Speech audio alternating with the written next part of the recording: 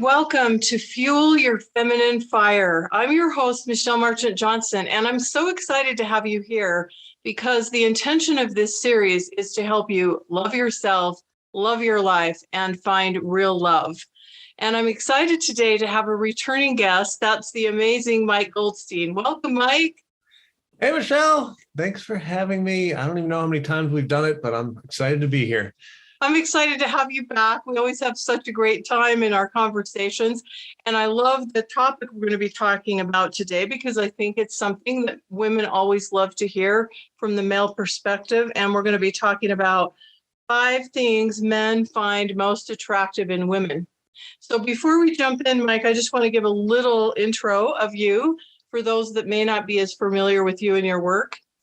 Mike Goldstein is a successful private dating coach, public speaker, and author who's appeared on the Today Show, Reader's Digest, The Star Ledger, Shape Magazine, and NJ.com, NewJersey.com, right? Mm-hmm. The #1 online dating expert in the country who works with data from multiple online dating sites to ensure his clients are in the top 5% of successful daters, with results that have seen 83% of his clients obtain relationships. Mike's main point of focus is helping successful, happy women find love and commitment via personalized one-on-one coaching. Through his blog, he's reached over 100,000 women. So welcome once again, Mike. So happy to have you. Thank you. That bio is so old. For those folks that aren't a fan of New Jersey, I was just published in the New York Post in February. Hey, you know what? We got to have Jersey too, right? Come on. I'm from New Jersey. I love New Jersey. Yeah, come on. So, one thing I love about Mike is I really think Mike has the heart to serve, and he has a really great YouTube channel too. And I know Mike and I are both working on our YouTube channels, so I like to give a little plug for the YouTube channels too, right? So, Mike, let's talk about these 5 things that men find most attractive in women, because I think women are always wondering that. We're always trying to get into the hearts and minds of men. So, from your perspective, you want to start sharing this juicy stuff? Yeah. Before we get into that, I want to talk about like what women kind of want in a man, and then we're going to go reverse engineer this thing. All right. So I think, from talking to women for 10 years, and correct me if I'm wrong on this, but women want this like ultra masculine man that's like super powerful, has this amazing job, takes charge, and is just like hyper masculine and takes care of them. But at the same time, in their perfect world, he also has the ability to almost turn into like one of their girlfriends and have an emotionally available state, be able to have great conversations, support them, be a good listener, make time for them. So like this perfect man is both hyper masculine and then emotionally supportive. Would you agree that that's kind of what a lot of women are looking for? Yeah, I think that's a pretty good description of what a lot of women are looking for. And of course, we have a conundrum there, don't we? Yes. Those are polar opposites, so that is tough. Right. Right. I always tell women that with every quality that you might love and admire about a man, you have to also look, and this applies to ourselves as well, you have to kind of look at what the flip side of that coin might be. So if you have a man who's super ambitious, super dedicated to his work, super successful, he may not have the time to play or spend as much time with you or be as emotionally in touch with his feelings if he's just really focused on a goal or a career or something like that. So the same applies for women too. If we have a real strength in one area, we have to look at what the flip side of that might be. Exactly. And that's the precise reason I brought this up, because then when I talk about what a man wants in a woman, he's looking for a woman with ultra femininity. But he has a polar opposite problem too. A lot of men would love a woman that also has a good career, good education, has achieved things, has gone to a certain status and fulfillment in that side of her life. But that woman just like we just talked about, is not always going to have this amazing amount of femininity where she's super playful, she leans back, she lets the man take control, because she sometimes in her career has taken control and she's seen herself get all these raises and be in a position of power. And then when she comes into a relationship, she's like, I want to get my hands on this and take charge of this relationship. So what men find most attractive, though, if we had to pick one of those two, of career versus femininity, he's going to want the femininity if he only gets one. So of the 5 most attractive things, a woman that's feminine, that's playful, that can be in the present. Men are notorious when they really like a woman for leaving the present and going into the future.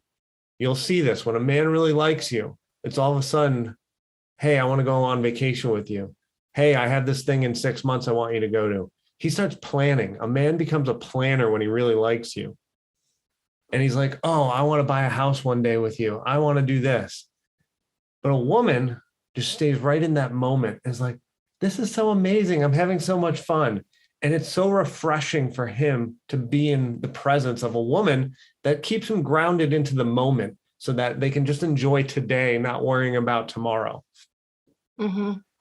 Yeah, and I think that can be part of feminine energy, femininity in what you're talking about. I also feel like we all have both sides of the coin in terms of the masculine and feminine, and in certain aspects of our lives, one works better than the other, for perhaps for career and for focused goals and things like that, being more in that goal-oriented, task-oriented kind of mindset works more effectively.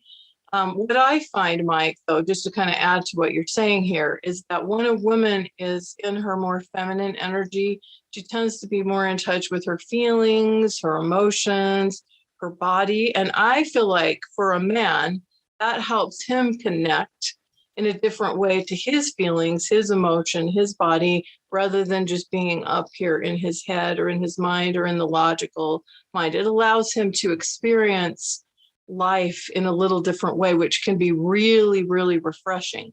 Because for any of us, men or women, if we're always wound up tight as a drum in the masculine energy, at a certain point, we're going to feel that. We're going to feel stressed. We're going to feel exhausted. And I think that's especially true for women, but I think it can even happen with men. I think you're totally right. Like if I look at my relationships and all the male clients I've worked with over the years, when they talk about their male friends, we're not allowed to be emotional. Ever since we were children, no emotion. You get hurt, toughen up, get up, kid. Stop crying. You're a man. But what's refreshing about partnership with a woman, with the right woman, is all of a sudden it's safe. You're allowed to be vulnerable. You're allowed to have emotion. And that's what he's craving. He can't get that with his male friends. A lot of them are not going to be like, yeah, tell me about your feelings. That doesn't happen when you're out having a beer with your guy friends. They don't say that. Right. But all of a sudden, when you express yourself, she's there to listen and support you. And that's what he's craving. That's what he's attracted to. Mm-hmm. Well, and I also feel like there's this polarity. He can feel more in the masculine energy when she's more in the feminine energy, which creates that polarity. And that's one of the distinctions between like a friendship when you're out with the boys, hey, buddy, how's it going? Boom on the back, and a more romantic kind of connection. Absolutely. I love that. Well said. That too. All right. So feminine energy or femininity is one thing that men find most attractive. And we could talk this whole interview about what all that means. There's some other conversations around that on this series, but I do think that it's something to just, play with and dance with, especially because you and I work with a lot of women who have been more in the masculine, pursuing careers out of choice or out of necessity, have had to operate more in their lives in that energy. And while that can work really well in certain aspects of our lives, it doesn't always lend itself as much to romance, especially if you're wanting to be with a more masculine guy, which is where we started today. Yeah. So the second one is all about making a man feel needed. Now, I've gotten pushback in this in the past. Why do I need to make him feel needed? This is only meant for when you have an amazing man that deserves this. If you've got some loser or some guy that doesn't meet your qualifications, get rid of him. This is not for that. This is all for when you've got a great self-actualized, emotionally available man. You might want to do this.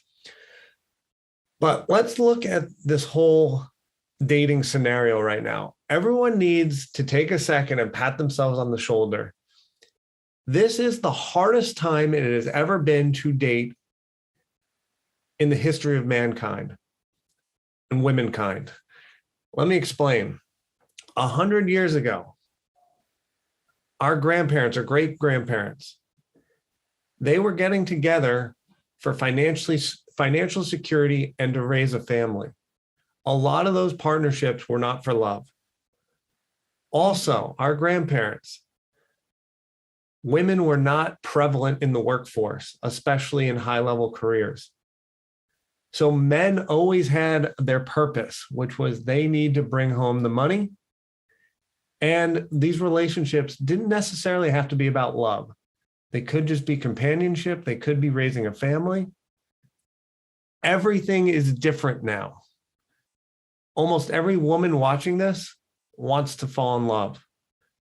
Most of the women watching this have amazing careers. And on top of that, when we analyze men, they're confused at their role at this point. Mm-hmm. And when we look at the single mom, she's the mom, she's the dad, she's got the career, she's taking care of the children, she's driving Johnny to soccer practice. She's doing everything. So she puts on her masculine hat, she puts on her feminine hat. When a man shows up and wants partnership with her, he's, where do I fit in? So I want to offer an olive branch to these guys and make them feel needed if you're open to it. And so what that looks like can be, maybe they provide you emotional support because you don't need the financial anymore. Maybe when you've had a bad day, they can listen to you now. That can be a skill set that if we train him, he can offer. Like, hey, I'm just going to vent for 10 minutes. Will you listen? Don't solve any problems. Or now that you are in queen mode, allowing him to be your servant and he actually gets value out of it. So not Miss Independent, we're talking about queen mode. Hey, can you help me with my jacket? Hey, can you grab the door for me? Brr, I'm cold. Can you go raise the heat? You make me feel so special if you did X. Anyway, you make him feel needed, ask him to do things, stuff that you could have done yourself, because every strong woman here can do most of the stuff themselves. He's doing these tasks, and all you got to do is say thank you. So you're making him feel needed. Then the third equality is having the ability to appreciate and admire him. Does that make sense, Michelle? Yeah, and I think they kind of go hand in hand, feeling needed and the appreciation, because I think one of the things that is valuable for men when they can see that they can add something to your life that would be a blessing or that would be a joy for you to have, even if you could do it yourself, then what do they get out of that? They get the feeling like they've got something to contribute that's going to make a difference in the life of a woman, even if she's very self-sufficient and independent. And if she's appreciative, if she acknowledges and appreciates that in him, then he's going to feel good. He's going to feel like, wow, I matter. Wow, I make a difference in her life. She appreciates having me in her life, even though she's this amazing, incredible woman. Absolutely. Now, I've gotten pushback in the past of like, Mike, I could get my own water. Trust me, I get it. I know you can go get your own water. And you're like, I don't want to nag him. This is an opportunity to connect with him. He likes providing you stuff. He was built to be a provider and a protector. So when he gets to do stuff for you, for a woman he cares about, not a woman he doesn't care about, but if he cares about you, the opportunity to get you your water, he's excited about. Now, to make this equitable for him, the appreciation just needs to be slightly better than the task at hand. So if you've asked him to get water and you go, you are such a gentleman, thank you for the water, that appreciation is just a little better than the effort he had to put in. So anytime you ask him for something, the appreciation just has to be a little better. Let's say he does like a 6-hour project on your lawn. Well, your appreciation needs to be a little more grandiose. But as long as you've given him the level of appreciation that's a little higher than the task, he's going to be excited to do tasks for you nonstop. Mm-hmm. Yeah. And, it's interesting because as I'm listening to this, and I understand that you are saying sometimes we get pushback when we talk about this. One of the interviews I had with our friend, John Gray, he said, use us. Now, when a woman hears use us, we're like, we don't want to be using anybody, but he's basically saying we need to feel useful. And so we feel useful when you use us, when you give us an opportunity to be there for you. That's really what I believe he's saying. So just as a little example, before this interview today, Mike, my laptop was downstairs. I was in a little bit of a hurry getting ready, wanted to get myself a glass of water so that I'd have that if I needed it. And so I asked my husband to bring my laptop up for me from downstairs so that I could be ready for the interview. Now, that's a very simple thing. I certainly could do it myself. But in that moment, I was a little pressed and crunched for time, wanted to be on time. And so that was just something that he can do for me. I say, thank you so much. That helps me. And he gets to feel useful and I get more of my wants and needs met. I think it's a win-win when it's done properly. I love that. I love our friend John Gray. John Gray is the epitome of wanting to be useful. Mm-hmm. This guy has sold millions and millions and millions of books, is a multi-million, maybe even a billionaire. I don't know. But he's got all the money in the world. He's got the most successful career in our industry.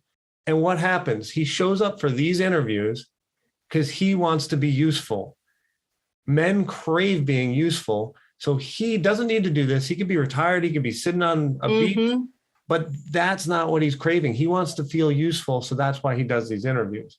Absolutely. And he always, in addition to that, he always shows up in such a really gracious way. Like he has the heart of a servant. So when he's saying, use us because we want to feel useful, he really means it. And I know that word, none of us want to be users, but what he's saying is when a man feels useful, like he's contributing, that makes a difference for him. And I think that's sometimes a subtlety that we as women don't fully understand how meaningful that can be to a man. Absolutely. Love it. All right. So where are we at? Are we on that was number 3. Number 4. Have femininity, we have needed, we have appreciation. And what's number 4? Yeah, number 4 is acceptance. And I mean, this one's so beautiful when it happens. So once again, when we're talking about acceptance, this is only reserved for a man that's treating you like a queen and you feel special with, you feel taken care of, and you feel satisfied within the partnership. So if you're feeling wildly satisfied with this man and how he treats you, and you feel good when you're with him, good when you're not with him, just you feel good being in partnership with him. Now, when he starts to do some weird things, and 95% of him you adore, and then the 5% where maybe, he leaves socks somewhere where you don't want socks, or he just does some weird thing that you're just like, what is this? I don't like it. Anyway, you don't make him wrong for it because 95% of him is amazing. And so now you just accept the full version of him because that's what we have to do. We can't accept the 95%. We have to accept the 100%. Now, once he feels that acceptance of the 100%, he's going to want to give you everything. He's going to want to commit to you forever. He's just going to get big eyes because other women in the past, they liked the 95% of him, but they made him wrong for the 5%. And so he didn't feel accepted and thus probably wanted to pull back. He's like, this person doesn't fully like who I am. So if you're able to do that, it's very powerful. It's very rare. And it's going to make him want to really commit to you. Hmm. Yeah, well, I think so. A couple of things that are coming to mind here, Mike, to just kind of piggyback on what you're saying. I think that this is a very deep need for a lot of men. And again, kind of like we were talking about, he's not necessarily going to get this from his buddies or some of his other relationships. You can literally be, as the woman in a man's life, you can literally be the one really safe place for him to really be vulnerable, to share his hopes, his dreams, his disappointments, what he might consider to be failures, and to be who he is in its entirety. You can be literally the one safe place. And I think we as women want that also in a relationship from a man. And so we have to recognize how important that might be to him. And also, we're potentially bringing out the very best in him in the way that we invite him to be there for us and then appreciate him. And we're also acknowledging that we're not perfect and he's not perfect when we give that kind of acceptance. Because you bring any two people together, there's going to be differences. There's going to be things that you do that probably might drive him crazy and that he might drive you crazy if you let it get under your skin. But this kind of acceptance, we all long for, I think. We all long for that ability to be truly real and truly vulnerable with someone. Well said, Michelle. I just think it's a really, really deep gift. It's like you said, to start with, it's really beautiful when that happens in a relationship. I mean, my husband and I have been married now for a little over 15 years. So, we know each other really well. We know each other at our best, at our worst, and everything in between. We know the vulnerable points. We know the sensitive points. And we are careful not to poke each other in those sensitive or vulnerable points. And we show each other grace. And that's one of the reasons our marriage works, because I'm not perfect and he's not perfect. And we allow for that. And with the acceptance of, I love you anyway. I love you because I love you. You leave the socks on the floor. I may not like that, but I still love you. I still accept you. Well said. I'm going to tell a quick story that it came from Ariel Ford. She told me it many years ago. Okay. Anyway, this married couple, I forgot let's call them Kate and John. John's like 25 years older than Kate. They've been married a while. John's like probably in his 80s now. So they've been married a while. Every morning he has a poppy seed bagel. And every morning the poppy seeds go on the floor somehow. John's not the neatest. Gets the poppy seeds on the floor. And they just had a rough night. They got in a little bit of a tiff. And then in the morning, she sees the poppy seeds on the floor. And Kate starts going nuts. She's like, oh, the poppy seeds again on the floor. And then she was like about to go find John and give him the business. But she's like, wait a second. I am so grateful for these poppy seeds. If these poppy seeds were not here, that would mean my beloved John is not here. Mm-hmm. I'm so thankful these poppy seeds are here. Mm-hmm. Yeah, I like that story. I like that story too. It's very sweet, and it's true. When we really love a person and we really give that kind of acceptance, that's a kind of love that I think everyone is longing for on some deep level. That ability to be who we really are, with our vulnerabilities, with our strengths, with what we might consider to be our weaknesses or our soft points. That kind of acceptance is a true gift. Absolutely. Should we move on to the next one? Yeah, let's do it. Number 5, we made it. All right. Is boundaries. This one is vital. Not only do you have to have boundaries, but we have to take this a step further in the execution. A lot of folks get in trouble with their boundaries because they don't have the proper execution. So it's really twofold.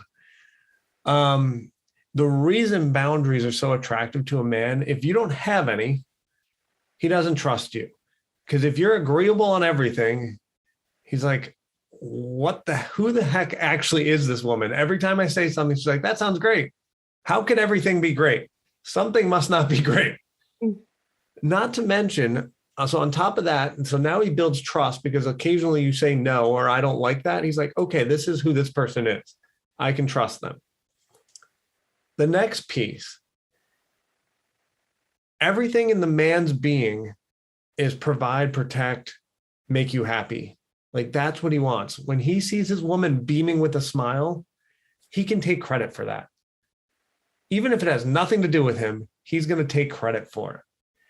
And he doesn't necessarily always know how to make you smile. Even the most attuned man, even a man who does this for a living, I don't freaking know all the time how to make my woman happy. I don't. But when she tells me, hey, I love when you do this. Ooh, that doesn't feel great.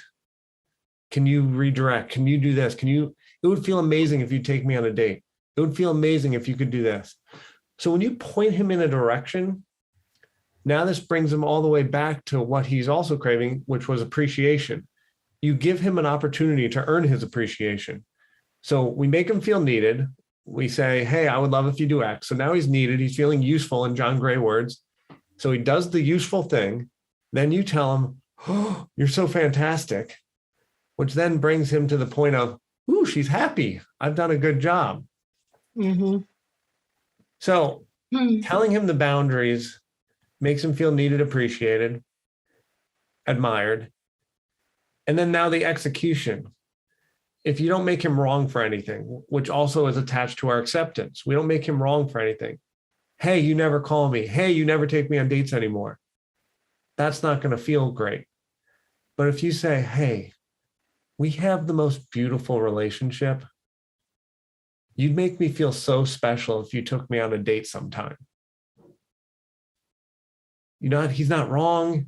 The relationship's good. You just want to go on a date. And now you've made it like, he's like, ooh, I'm doing good, but she wants a date. I'm going to plan something good. I'm going to plan a great date. So that's how you execute. You do it in a compliment, state what you need. Maybe you end with another compliment, a compliment sandwich, compliment, boundary, compliment. And now you've executed boundaries like a pro. Yeah, so the way you're describing boundaries sounds like sharing what you like or what you don't like and letting a man know how to please you and what doesn't please you and giving him that opportunity to win with you.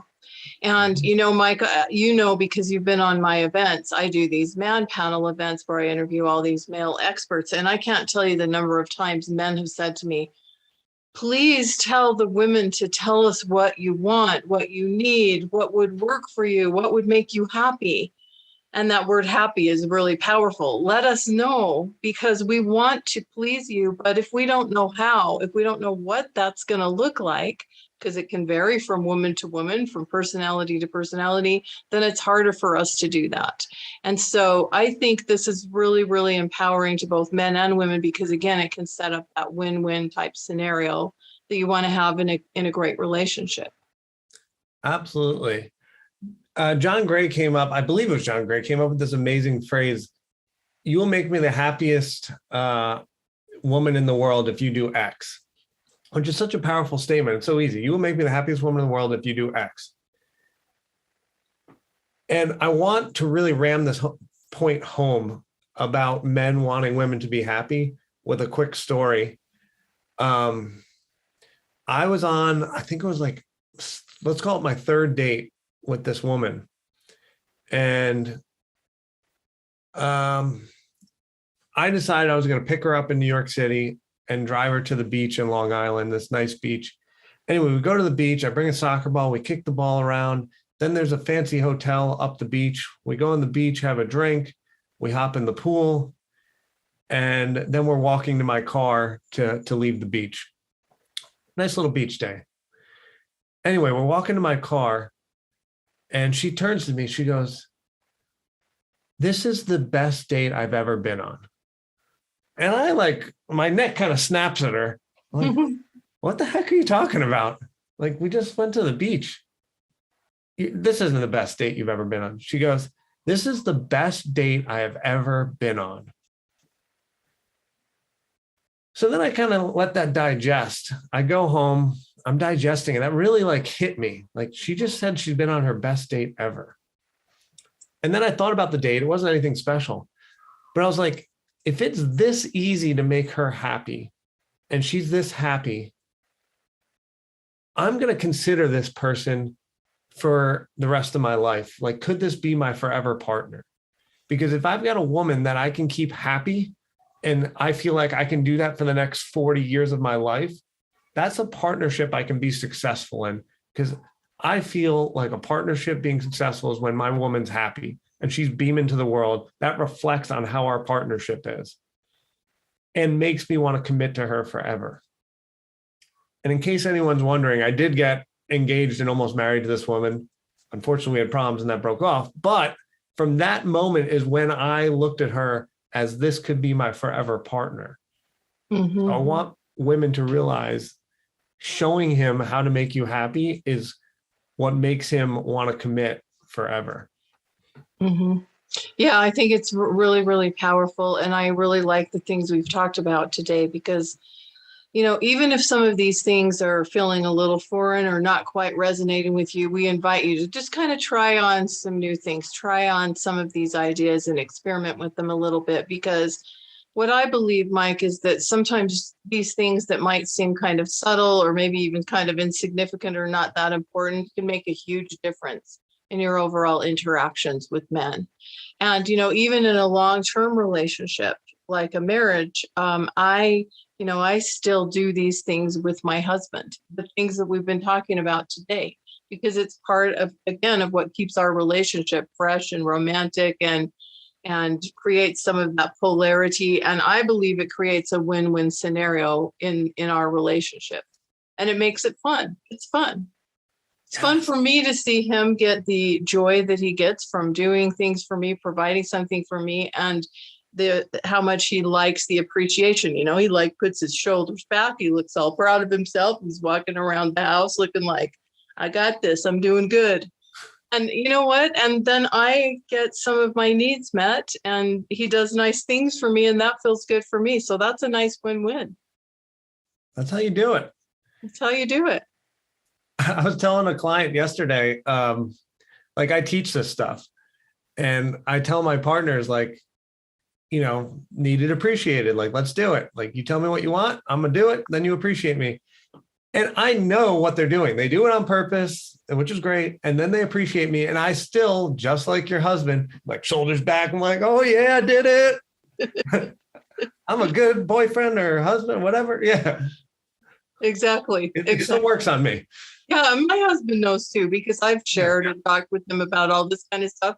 And, you know, some of the magic phrases that John Gray teaches, you know, that's a good idea, or great job, or I hadn't thought of it that way, or whatever. My husband knows I'm using these techniques on him. It still works. He still loves it. Oh, yeah. We love it. Yeah, exactly. So this has been really fun. So we invite you to experiment with this, experiment with it with the men in your life. Whether you're dating them or not, you can experiment with all different kinds of relationships with men in your life, and it can potentially make all of your relationships more fun and win-win. And it can be especially powerful in those potential romantic relationships. So, Mike, I want you to share with us, I know you have a gift for the audience, and I want to give you an opportunity to share a little something about that. 4 signs he's falling in love with you, right? Yeah, I am so excited about this gift. This is something we worked on probably about 10 years ago. We polled 2,000 men, and we then started, or not, we didn't poll, we tested this over a long time period on 4 signs he's falling in love with you. We kept getting folks into partnership and we kept seeing these signs come up. And then we tested to see if these men fall in love based on these criteria. And with 97.5% accuracy, we saw that these signs signified he was in love with you. So I wanted to share this with everyone because as you date, sometimes you're wondering, like, does he love me? Does he not? Like, how is this thing going? And I'm so passionate about this free gift because I believe time is our most valuable asset.